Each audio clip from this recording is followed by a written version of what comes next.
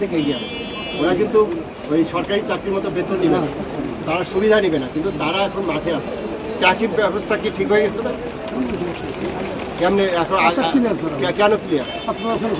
তাইলে কি তারা পরিবর্তন করতে পারে? এটা স্বীকার করতে হবে।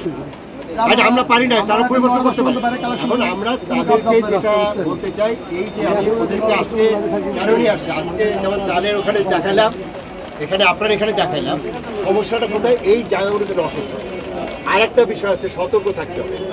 সতর্ক থাকতে হবে, যারা এই কাজগুলো করেছে, পথে পথে চাঁদাবাজি করেছে, বা এই পাইকারি খুচরা পর্যায়ের যে অনিয়মগুলো করেছে, কারণ বাজারের যে জিনিসটা 40 টাকায় শান্তিনগর বাজারে গিয়ে 80 টাকা হয়ে যায়, তাহলে কি হচ্ছে, ওই যে জায়গাগুলোতে এই অনিয়মগুলো ছিল, সেই অনিয়মগুলো তো এখন নাই। এই জন্য একটু দ্রব্যমূল্য আপনার একটা নিয়ন্ত্রণ এবং অনেক কিছু কমের দিকে। আর একটা জিনিস দরকার, আমাদের সতর্ক থাকতে হবে, এখানে যেন আবার ওই নূতন নামে নূতন ব্যক্তি যাতে না আসে, এই জায়গাটাই আমাদের সতর্ক থাকতে হবে। এইটা যদি আমরা সতর্ক না থাকি, তাহলে কিন্তু আমরা এই রেজাল্টটা পাবো না।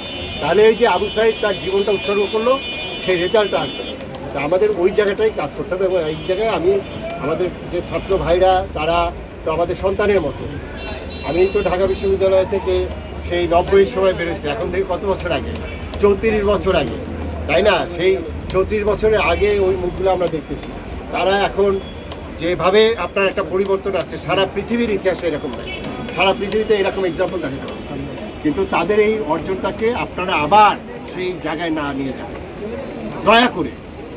আবার যদি ওখানে যায়, তাহলে এই জাতির কিন্তু আর উঠে দাঁড়াতে পারে। আবার যদি আপনার নূতন নামে কিছু হয়, তাহলে এই জাতি আর দাঁড়াতে পারে। এই জায়গায় কিন্তু সতর্ক থাকতে হবে। বুঝতে পেরেছেন আপনার? তোমরা কিছু বলবা?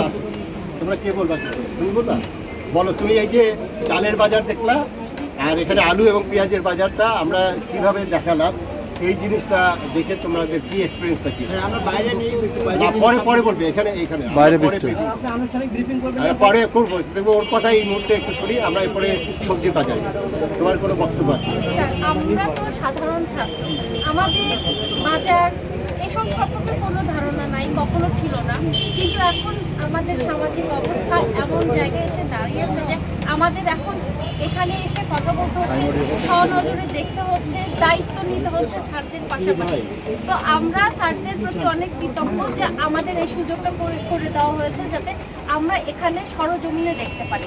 এবং আমাদের অভিজ্ঞতাটা আসলেই দারুণ যে আমরা এই অভিজ্ঞতাটা নিতে পারছি এবং এর মাধ্যমে সামনে আমরা আগাতে পারবো, কাজ করতে পারবো।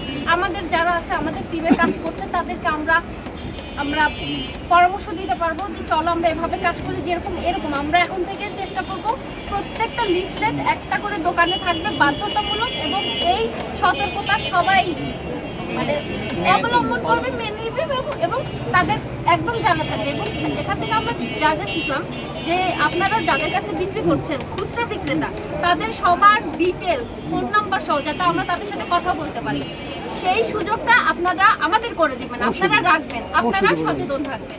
তো এটা আমাদের অনুরোধ, আপনারা আমাদেরকে সাপোর্ট করেন যাতে আমরা এই দ্রব্যমূল্যের দাম কমাতে সহায়তা করতে পারি, এবং যারা খেটে খাওয়া মানুষ, তারা যেন 2 বেলা মানে ভাত খেতে পারে।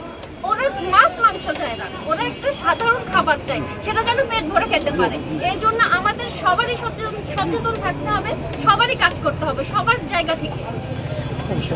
দেশটা আমাদের দেশটা স্বৈরাচার সরকার চলে গেছে, এখন আমাদের হাতে, এবং আমাদের নতুন করে গড়ে তুলতে হবে আমাদের সোনার বাংলা, নতুন করে সোনার বাংলা। কেউ নষ্ট করবেন না, কেউ নষ্ট করবেন না। আপনাদের কাছে রিকোয়েস্ট একটাই, কেউ যদি চাঁদা তুলতে আসে অবশ্যই আমাদেরকে জানাবেন, কারণ আমরা বর্তমানে আগে যারা চাঁদা তুলছে তাদের নামের লিস্ট করতেছি। সো আপনারা অবশ্যই আমাদের জানাবেন যে কেউ যেন চাঁদা না, আমাদেরকে জানানোটা। আমরা কাঁচা বাজারে যাই। Thank you.